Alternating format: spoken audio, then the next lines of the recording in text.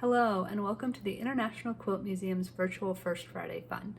I'm Lauren Holt, Education Coordinator at the museum, and for this First Friday Fun presentation, we will be exploring quilts made with the ever-popular log cabin quilt block and how you can make your own log cabin quilt block puzzle at home.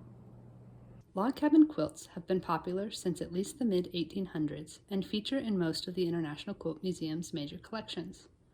A standard log cabin block is made of rectangular pieces of fabric and pieced in a spiral around the central square to the outer edge.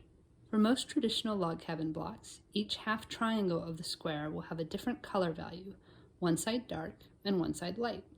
The difference means that when the quilter puts many blocks together to form a quilt, they are able to create beautiful dynamic designs, usually working out from the center of the quilt in the same way that they piece the blocks.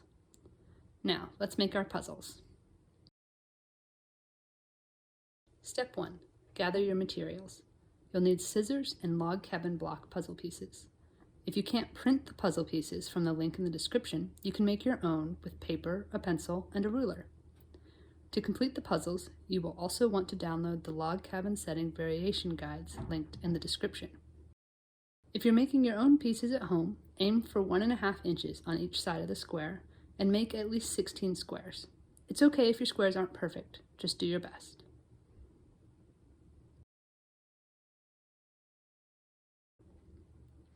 Once you have your squares, draw a diagonal line through each one. Draw a small square in the middle of the blocks and color in one of the side triangles to recreate the light and dark triangles of a log cabin block. Step 2. Cut out your log cabin blocks. You can cut them out from the main paper first and then trim them so they'll fit together well in your puzzle. Step 3. The Sunshine and Shadow Challenge. One log cabin setting is called Sunshine and Shadow. In this variation, the light and dark sides of the block are always in the same position, creating a simple but interesting pattern that always looks to me like light streaming across the floor through curtains or blinds.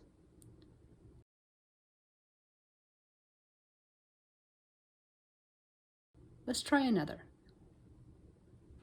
Let's try making the barn raising setting. For this setting, you'll want to start from the center 4 squares and build outward. Make sure to check the rotation of each block.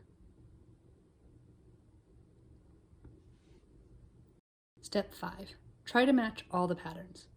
You can see some other common patterns for log cabin settings here or on the reference sheets. The settings on the top row here are chimney and cornerstone, the straight furrow setting, the streak of lightning setting. On the bottom row are the light and dark setting and the chevron setting. You can start all of these patterns with just 16 blocks, but if you want to make the expanded versions, you'll want up to 64 blocks. Step 6. Make up your own variation and share a picture with us. I chose to recreate a flying geese pattern with my log cabin blocks, and I'd love to see what you come up with. You can add your photo to the comments below this video on Facebook or tag us at International Quilt Museum on Instagram. For more on this topic, check out Design Dynamics of Log Cabin Quilts on our website. The link is included in the description for this video. In person, we invite you to explore the Journey to Japan exhibition on display at the museum until August 7th, 2021, and Abstract Design in American Quilts at 50 on display through September 4th, 2021. Both exhibitions feature mini quilts based on the log cabin quilt block that use placement, size, and piecing styles to create many different visual effects.